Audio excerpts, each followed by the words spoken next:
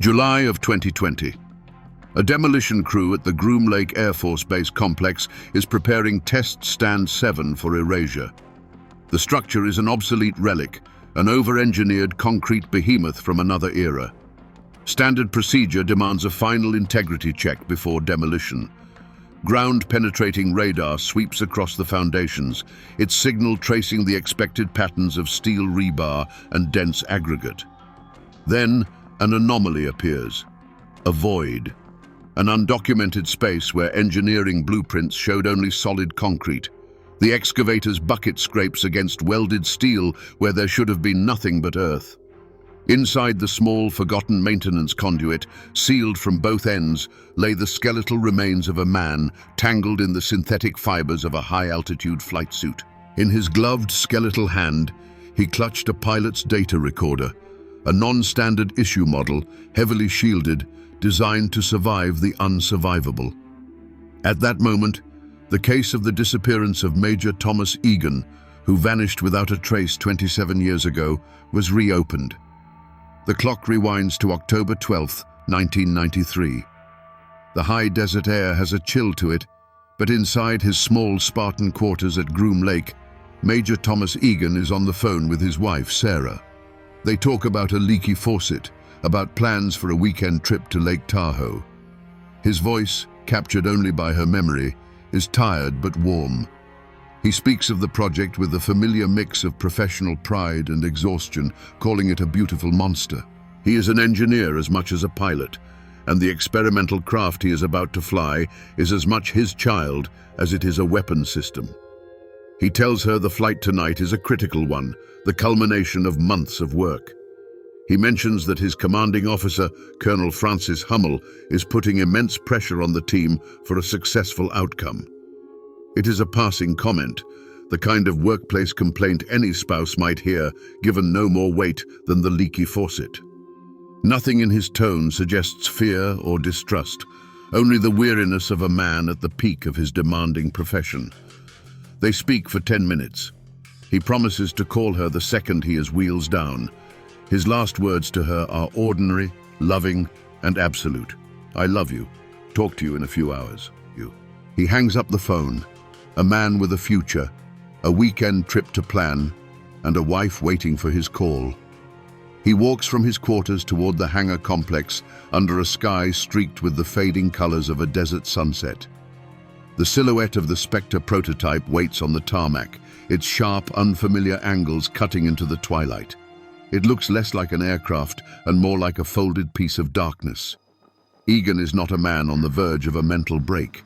He is not a traitor planning to desert his post. He is a pilot walking toward his aircraft.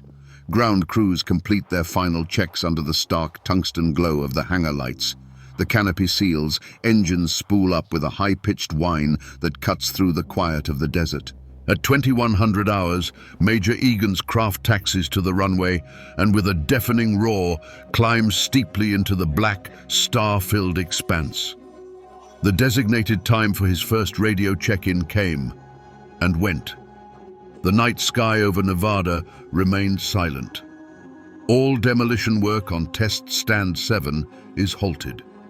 Within hours, the site is no longer a construction zone, but a sterile, secured crime scene under the jurisdiction of the Air Force Office of Special Investigations. Special Agent Dana Walker watches from a respectful distance as a specialized engineering team carefully cuts through the thick, welded steel plate at the conduit's entrance. The air that escapes is ancient, carrying the faint, metallic scent of decay and stagnant air. The forensic team moves with methodical slowness. The scene is photographed, laser-scanned, and mapped with millimeter precision before a single piece of evidence is disturbed. The remains are confirmed to be those of a single adult male. Dental records will later provide a positive identification. Major Thomas Egan.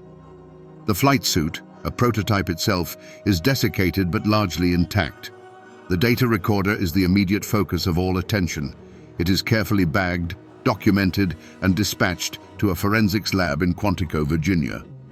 Forensic anthropologists determine there are no obvious signs of fatal trauma to the bones themselves.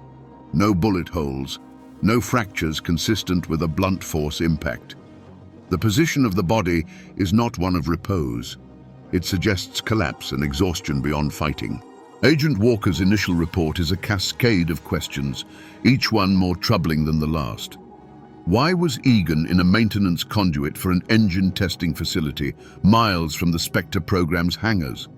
Who possessed the authority to order this passage welded shut, an act requiring specialized equipment and personnel, and then completely erase that act from all official schematics? And the recorder, clutched in his hand like a holy relic, what secrets could it possibly hold after 27 years in a sealed tomb? One thing is immediately clear to Walker. This was not the work of a single rogue individual. Sealing a man in a concrete tomb inside one of the most secure military installations on Earth is not a crime of passion. It is a logistical operation. It requires planning, access, authority, and most importantly, a conspiracy of silence powerful enough to last for nearly 3 decades. The tomb itself was the primary piece of evidence. It spoke not of a simple murder, but of a meticulous, cold-blooded cover-up. In 1993, the disappearance of a pilot from Groom Lake triggered a response of immense scale. For 72 hours, the base was locked down, and a frantic top-secret search was conducted. Then, abruptly, it stopped. The investigation's mandate changed. The mission was no longer to find a missing hero, it was to build a case against a deserter. This directive came from the highest levels of the program, citing matters of national security.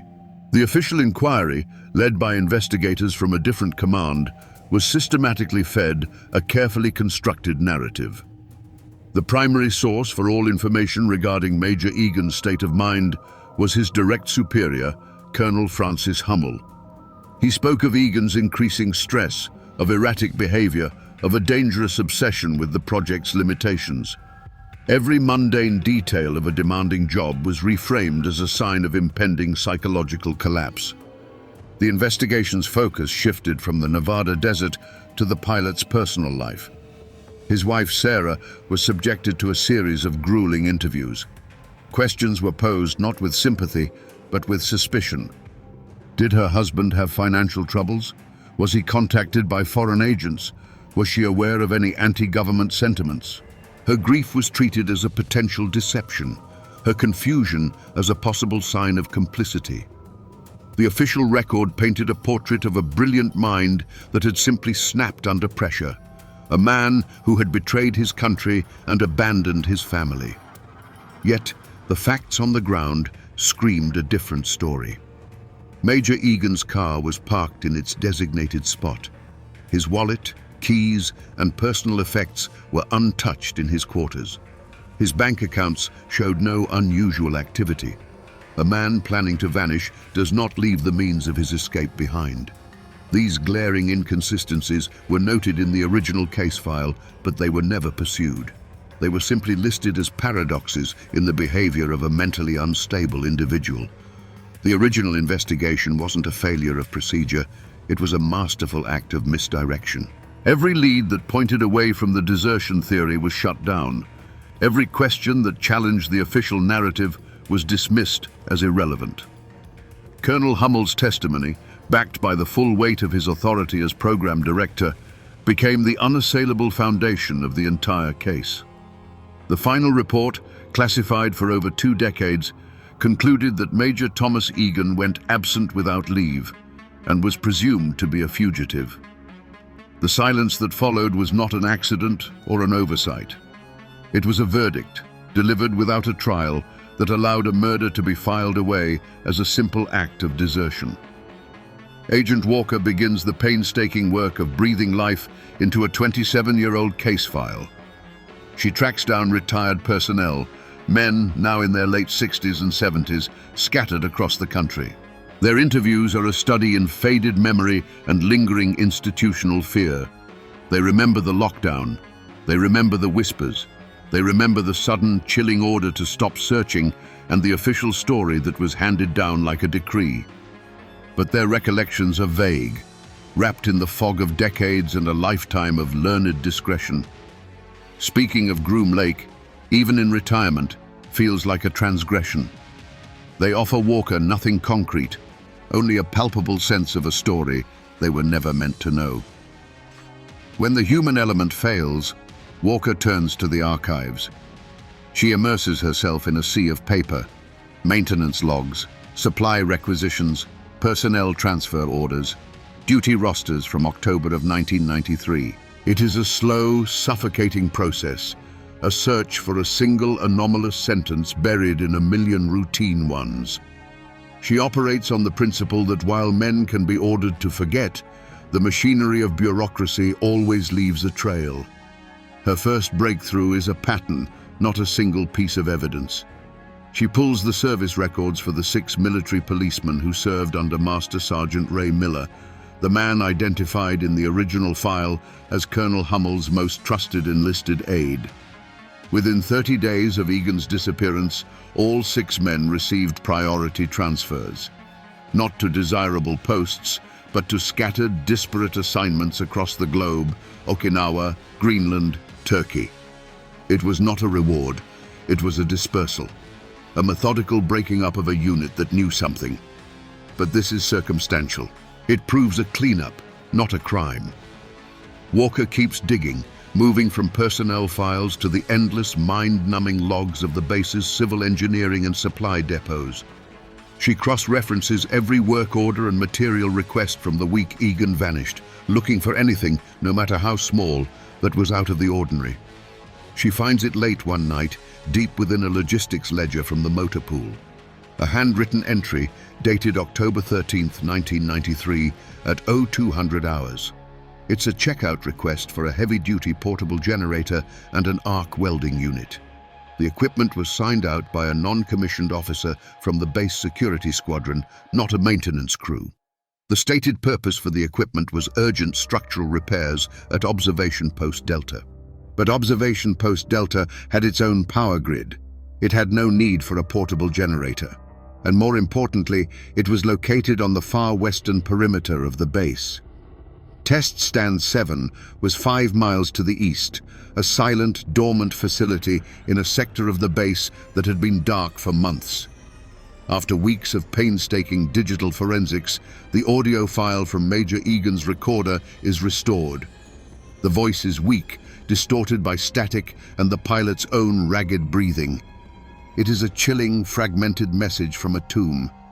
He speaks of a navigational blind spot, an impossible energy signature. And then, the final damning words. It wasn't a malfunction. Hummel was in the control room. He saw the readings. He knows what we found. He locked me out. Armed with this, Agent Walker secures an interview with General Francis Hummel. At his sprawling Virginia estate, the retired 4-star general is the picture of integrity. He listens to the recording with a somber expression. He doesn't deny it's Egan's voice. Instead, he reframes it. It is the tragic, paranoid rambling of a man he tried to save from himself. He speaks of Egan's growing instability and then, with practiced reluctance, reveals that there was another layer to the story, one deemed too sensitive for the original investigation. He tells Walker that in the weeks before his disappearance, Egan had come under suspicion from Air Force counterintelligence. Hummel provides Walker's team with a trove of newly declassified documents from his personal archives. They appear damning. There are heavily redacted reports hinting at Egan making contact with a foreign national. There are grainy surveillance photos of him meeting an unknown man in Las Vegas. There is evidence of an encrypted communication channel. A compelling, coherent theory takes shape. Major Egan wasn't mentally unstable. He was a traitor. He was preparing to defect, to sell the secrets of the Spectre program to the Russians. His disappearance wasn't a murder, it was an extraction. For a month, the investigation pivots, pursuing this complex spy narrative. Resources are poured into identifying the man in the photos and tracing the ghost of a Russian handler. The theory seems to explain everything: the secrecy, the character assassination, the Air Force's eagerness to close the case. It is a perfect explanation, crafted by a master of intelligence. But it is a house of cards. The trail, so promising at first, leads nowhere. The man in the photograph is eventually identified not as a foreign agent, but as Egan's own cousin, a reunion he had not disclosed. The encrypted channel turns out to be a dead end. The entire espionage angle collapses under the weight of verifiable facts. Agent Walker realizes with a cold certainty that she has not been investigating a false trail, but a deliberately constructed one. The deception was too perfect, too complete. General Hummel hadn't just been a witness. He had been the architect of a 27-year-old lie. The collapse of the spy narrative changes the investigation's calculus entirely. Agent Walker now understands that Hummel is not just an obstacle. He is an active and brilliant adversary. She shifts her focus from the victim to the tomb itself. The key is not why Egan ran, but how he was buried. This leads her to a quiet suburban home in Phoenix, Arizona, and a retired civil engineer named Paul Stein. Stein was the lead architect for Test Stand 7 in the 1980s. Initially, he is reluctant, his memories of Groom Lake buried under a lifetime of security oaths. But Walker shows him a photograph, not of the general, not of the crime scene, but of a 29-year-old Thomas Egan, smiling in his flight gear. Stein's professional reticence gives way to a flicker of human connection. From a dusty footlocker in his garage, he produces his personal, unofficial copy of the facility's blueprints. On the detailed schematic, he points to the maintenance conduit. He explains it was never meant to be sealed. It was an emergency access route, a last-ditch escape path for engineers in the event of a catastrophic engine failure. To seal it would be a complex, non-standard procedure, a flagrant violation of the facility's own safety protocols. And to do it, Stein says, would require a specific, high-level work order. With this new knowledge, Walker re-examines the fragments of data recovered from the Spectre program's archives. Freed from the lens of the defection theory, the impossible makes a terrifying kind of sense. She finds degraded telemetry readings from Egan's final flight, readings that physicists consulted by her team can only describe as anomalous and non-Newtonian. Egan hadn't suffered a psychotic break. He had encountered something real, something the program's director could neither explain nor control.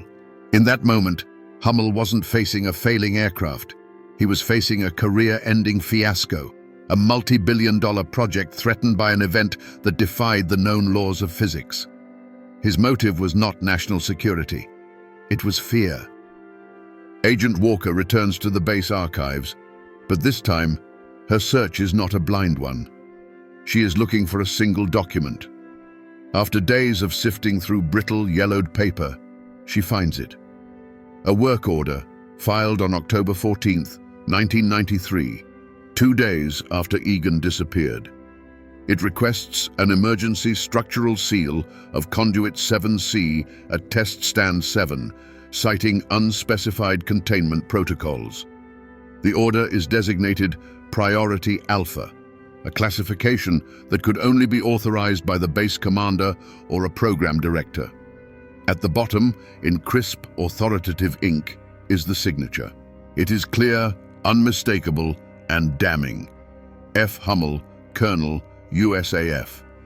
Based on all available evidence, forensic analysis, and General Hummel's eventual confession, the final hours of Major Thomas Egan's life can be reconstructed with chilling clarity. After landing the damaged Spectre prototype, Egan was not met by a standard debriefing team. He was met on the tarmac by Colonel Hummel and a security detail led by Master Sergeant Ray Miller. Agitated and disoriented, Egan tried to explain what he had seen, the data anomaly, the impossible physics.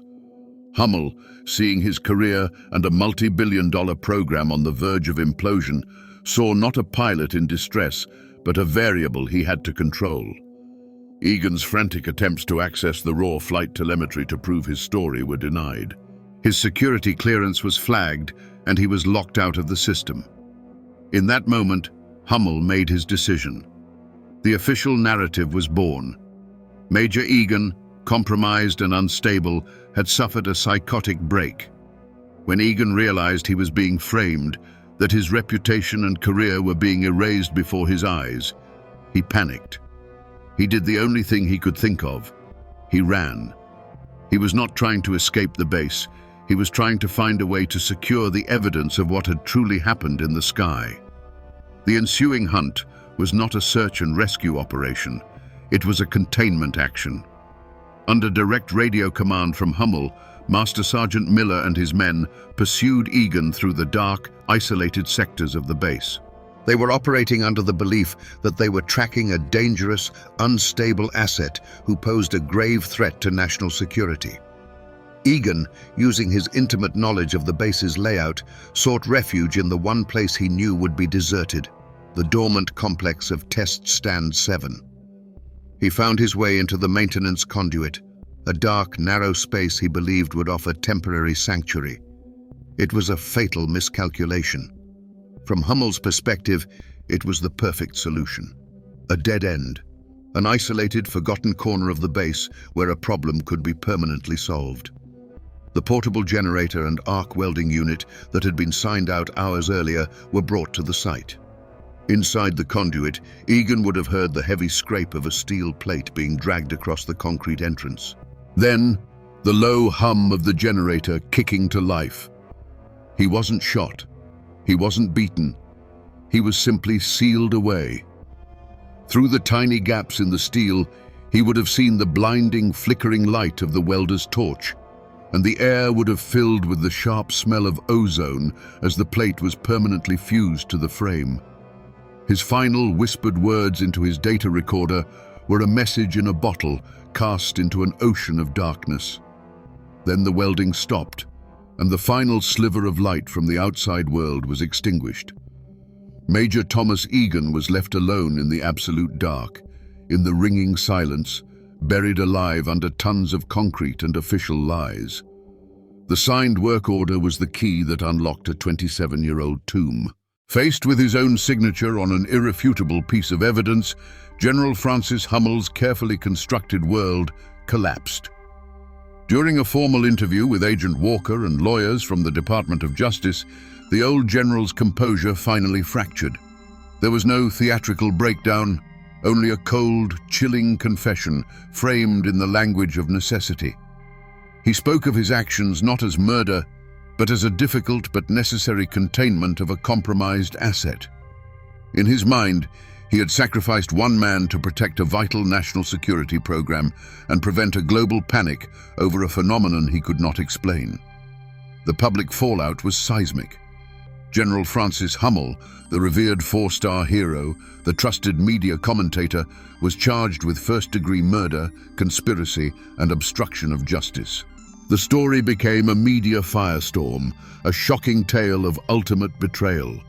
The titan of military honor became a pariah overnight, his legacy incinerated in the court of public opinion.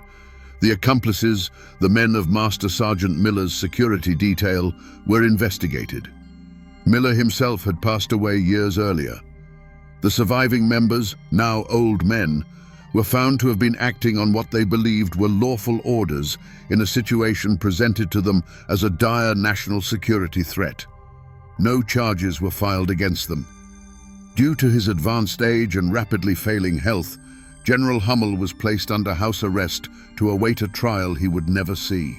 Stripped of his honors and confined to his estate, he died from a stroke 3 months later, taking the full, unvarnished truth of what happened in the skies over Nevada to his grave. Justice, in the traditional sense, was cheated by biology. For Sarah Egan, the revelation was a brutal, agonizing form of vindication. For 27 years, she and her family had lived under the shadow of her husband's alleged treason. The official retraction of the desertion story and the public exoneration of Major Thomas Egan was a moment of profound, sorrowful relief. Legal justice may have been incomplete, but the restoration of her husband's honor was absolute. The silence imposed upon her family had finally been broken by the truth. Today, the demolition of Test Stand 7 remains permanently halted. It stands as a skeletal ruin against the desert sky, a concrete carcass picked clean by demolition crews before they were ordered to stop. The wind moves through its exposed rebar and empty chambers, the only sound in a place once defined by the roar of experimental engines.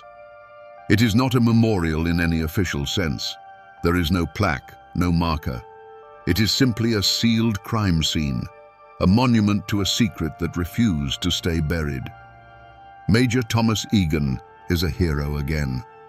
His name, once a byword for treason at the Air Force Academy, has been officially cleared. The AWOL charge has been expunged and replaced with the highest honor, killed in the line of duty. In a quiet ceremony, his name was added to the memorial wall at Arlington National Cemetery, a single line of engraved text that finally corrected a 27-year injustice. His sacrifice, once buried, is now enshrined. General Hummel built an empire of silence on a foundation of absolute control. He controlled men, careers, and the official historical record for nearly 3 decades. He believed that an inconvenient truth, like an inconvenient man, could be sealed in concrete and forgotten. Yet in the end, his undoing was not a weapon or a witness, but a single sheet of paper. A work order, signed with the casual arrogance of a man who believed he was above the simple bureaucracy that governs lesser men.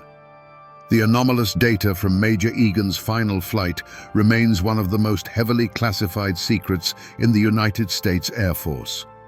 The impossible energy signature that cost him his life is a ghost that still haunts the deepest archives of the intelligence community. The truth of what he found is still locked away. And so, at Groom Lake, Test Stand 7 waits. The Nevada sun beats down on the cold concrete, and the silence is profound. But it is not the empty silence of a forgotten place. It is the heavy, resonant silence that follows a long-delayed verdict. It is the silence of a story that is finally and completely told.